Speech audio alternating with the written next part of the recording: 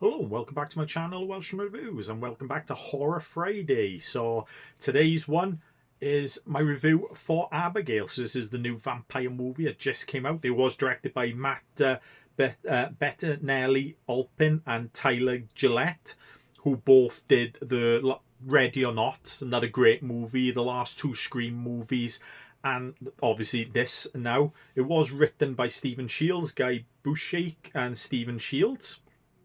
It did. Has got some really good cast in this as well. All you majority of them you all recognise. So Melissa Barrera, who plays Joey, the main character. You know her from the last couple of Scream movies. Dan Stevens plays Frank in it.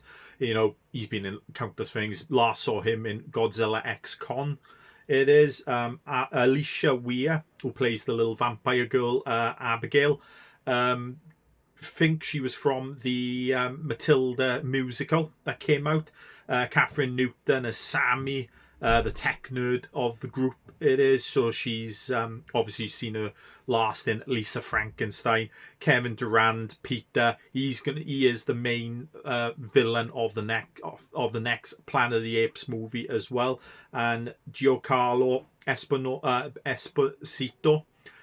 He's bookends the movie, beginning and end and all, and obviously we know him from Breaking Bad, and he was in The Mandalorian and stuff like that. And a couple of other actors as well who were kind of canon for the movie. So pretty much a simple story, this, of criminals are brought together to kidnap this girl and get a 50 million ransom from her father. But obviously, when they take her to a mansion, it gets in lockdown and you find out she is a vampire. And yeah, a very fun movie then takes place. The whole cast and crew were absolutely brilliant. But Dan Stevens and Alicia Weir, who plays the vampire girl, as I said, really are the standouts of this movie. She is very good. The way she perceives her character in the movie, it is.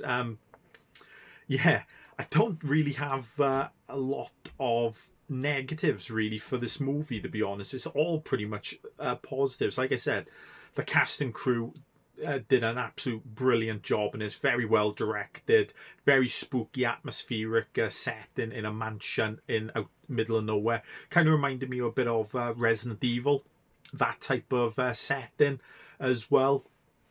If I would say weak point of this movie, I would probably say the story. It's not. It's a simple story. It's nothing thing. This movie supposedly is based off a 1939, I think, movie, Dracula's Daughter. But reading into that, it's very, very, very loosely based off that. It's not really too much similarities for this, but like I said, brilliant setting, very spooky, funny in parts as well. It is probably one of the funniest horrors I've seen for a while, but I didn't expect anything less from the two directors of this movie, and that because they did Ready or Not, which is kind of like a similar movie, a very gory, bloody movie it is, and very good indeed. So yeah, like I said, most of the things are all positives for this. I think the cast had a great chemistry together. It did, like I said, the vampire effects were very good. Not much CGI in this movie, if any, to be honest. A lot of practical effects, which I appreciate, especially with the blood and all that. So one thing I don't like in most movies now, especially horror movies, CGI blood. I'll tell you an example of. I recently watched Alien Covenant like a week or two ago, and that has cartoonish effects, in my opinion, for when the xenomorphs or the white alien attacks some of the humans and the blood splatter and all that. So I do appreciate some very good practical effects and the blood in this movie as well. I wouldn't say the music is anything that sticks out for me. Works for the movie, but it doesn't really have a thing that's going to stay with you. Thing with the music, but very great. Like I said, brilliant acting, a pretty good story, but not brilliant. It ain't well directed. very nice cinematography and thing, and does have a bit of a story similar to Bullet Train. If you've watched Bullet Train, you will kind of know the story, which kind of how all these criminals are, why are these ones all together, etc. and that. So it does have a few little twists in the movie and all that.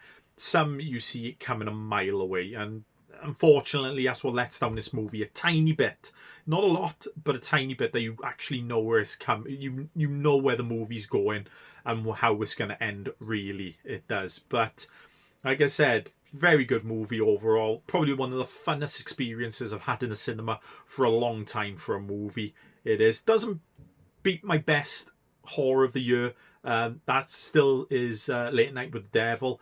I still think that's a brilliant movie. That's my favourite movie of the thing. But I think this definitely jumps into second place for me above some of the others. But it's been a really good year for horror so far and all that, and there's only more coming out in the thing, and I'm getting really excited for more of the horrors and that. So yeah, I definitely give this a good 8 out of 10.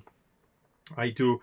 Definitely a fun watch if you like. You don't even have to be a horror fan to like this movie. It is a very fun, gory, funny, action-packed movie. So I think even non-horror fans would appreciate this movie. I would. So yeah, 8 out of 10, and I definitely recommend you see it. If you like this video, give it a thumbs up, leave a comment below, and if you'd like to see more videos like this, please subscribe to my channel, and I'll see you next time.